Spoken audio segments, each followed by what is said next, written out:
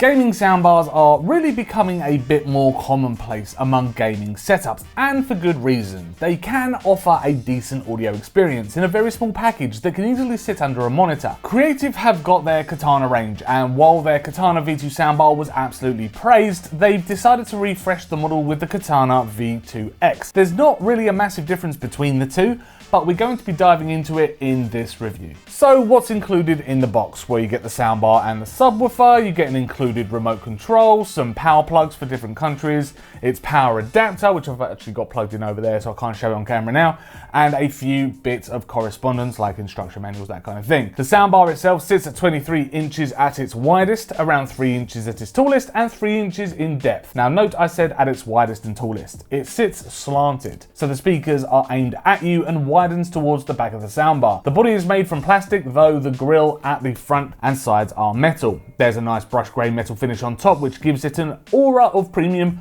although trust me, it is plastic. There are two 19mm tweeters aiming upwards combined with two 63mm mid-range drivers facing directly outwards. This is paired with the 133mm driver in the subwoofer to make it a pretty beefy soundbar. There's a strip of RGB across the bottom to give it that gamery feel, which is subtle enough not to look garish and off-putting, and if combined with the PT software, you can customize these lights like I've done with the purple, teal and blue effect that you can see here running across the bottom to match my PC. There are also microphones built in, which are known as dual built-in beam forming microphones, which can be used when making calls on Zoom or Teams, that kind of thing. The sound quality here is all right, it's nothing great, but will get you through a meeting. So this is just an example of the type of audio quality you're going to be picking up if you use the on-board microphone on the Creative Katana V2X. I'm using my phone as an example of where I am sitting in conjunction with the soundbar in front of me. Of course,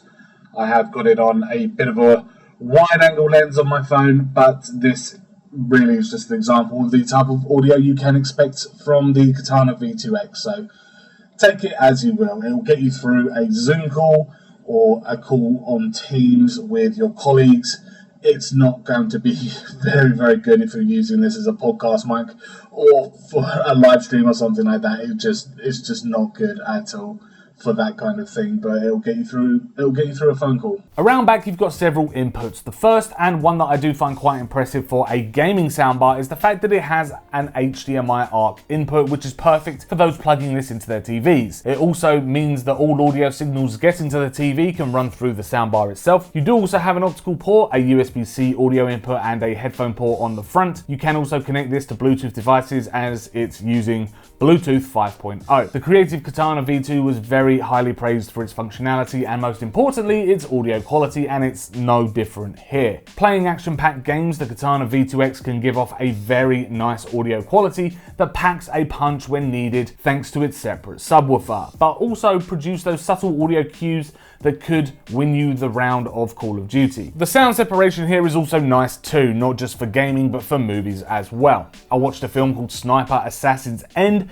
and there was a nice mix of high treble whooshes when sniper fire was present, mixed with the rumblings of the soundtrack and thuds when sniper bullets hit. It does have a virtual 5.1 surround sound element to it, which is evident when playing certain games or watching movies. It also has a peak RMS output of 180 watts, which is smaller than the 252 watt output of the original V2, though it does retain its 50 to 20,000 hertz frequency response rate. There wasn't really a huge amount of difference between these sound modes either, and during my testing trying each one in different circumstances, I felt that the gaming and movie sound modes were pretty much my go-to when it came to audio reproduction. The subwoofer, which connects to the back of the Katana V2X, was set at -2. The RMA cable that connects the two is only 1.2 meters long though, so it's not like the subwoofer can sit too far away from you to really crank up the bass. I had the sub under my desk and I got enough feeling from the bass at this level without annoying my neighbors. I also didn't really need the soundbar much past volume 10 either. This thing is very, very loud, and as I had it sitting under my monitor on my desk, it was firing directly at me anyway. There is a partner app that you can use on either your PC or your phone. I have a Google Pixel 7 Pro, so it downloaded on there, and you can use this to fine-tune some settings on the soundbar. Now, the most notable is the chance to really customize your audio with a full equalizer. That is a great feature and one that shouldn't be overlooked to really fine-tune your sound. The other audio enhancing feature in the app, which I was impressed by, is the acoustic engine, which allows you to customize your surround, including a crystallizer and even a dialogue plus button for enhanced voice audio. The smart volume feature does a great job of stabilizing your audio as well, so any sudden rise in volume in your audio is kept under control.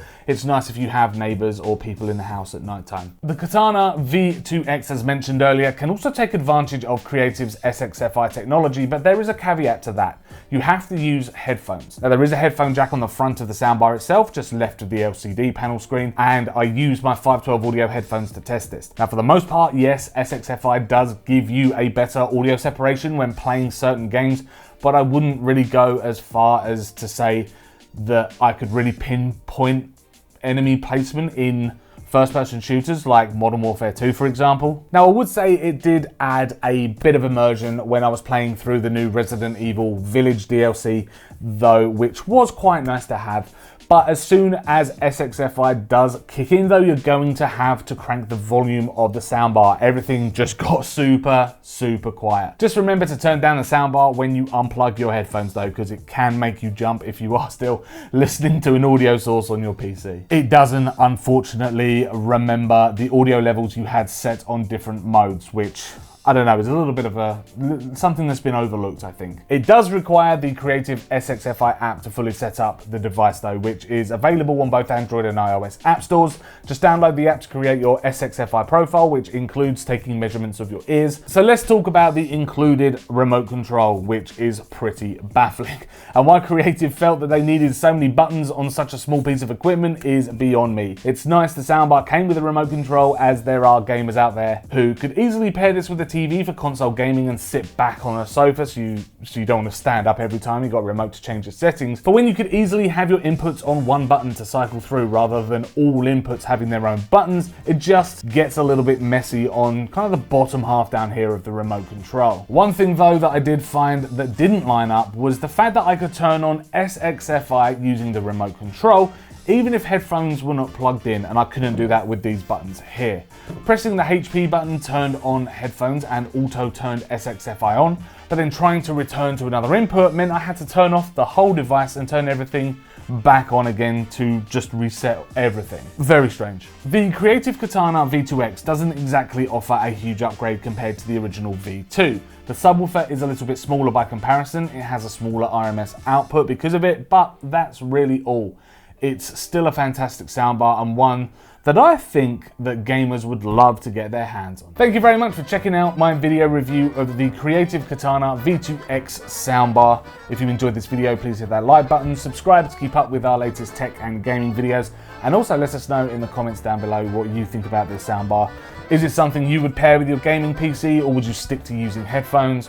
Or are you more of a 2.1 kind of person who likes the left and right speakers either side of the monitor so you've got more immersive sound that way? Let us know in the comments down below. As I say, thanks very much for watching, and we will see you in the next video.